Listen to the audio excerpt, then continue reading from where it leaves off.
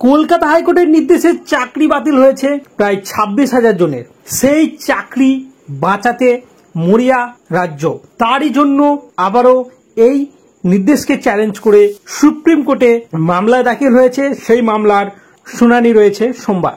এই মামলায় সুপ্রিম কোর্টে রাজ্য একটি বিষয়ের উপর ভিত্তি করে আশার আলো দেখছে যে তারা সুপ্রিম কোর্টে চাকরি বাতিলের উপর যে অর্ডার, সেই অর্ডারের উপর স্থগিতাদেশ আসবে।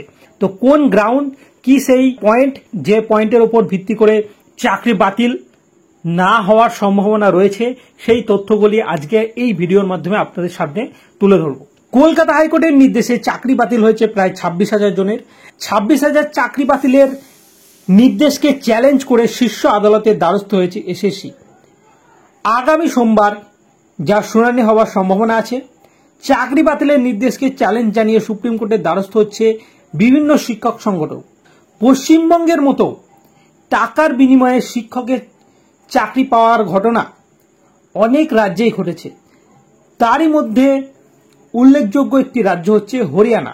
সেই হরিয়ানার যে চাকরি বাতিল, তারপর সেই চাকরি ফিরে পাওয়া, তার ভিত্তিতেই এই মামলাটা নিয়ে কিন্তু অনেকেই আশার আলো দেখছে।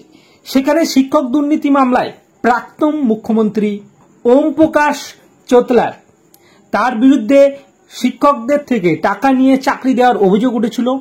নিয়োগ দুর্নীতির সেই মামলায় 10 বছরের জেল খেটেছে। জামিনে মুক্ত হয় প্রাক্তন মুখ্যমন্ত্রী ও তার পুত্র। টাকার বিনিময়ে চাকরি পাওয়া শিক্ষকদের বরখাস্ত করার রায় দেয়া হয় পাঞ্জাব হরিয়ানা হাইকোর্টের তরফ থেকে। আদালত নিয়ম ভেঙে চাকরি পাওয়া শিক্ষকদের বেতন ফেরত দিতে বলে।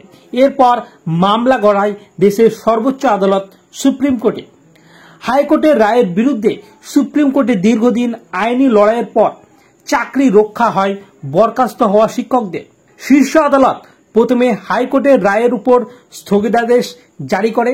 পরে শীর্ষ আদালতে শিক্ষকদের তরফে বলা হয় তারা পরিস্থিতির শিকার হয়েছেন, তাদের যোগ্যতা নিয়ে কোনো প্রশ্ন হাইকোর্ট তোলেনি, ফলে তাদের চাকরি বহাল রাখা হোক।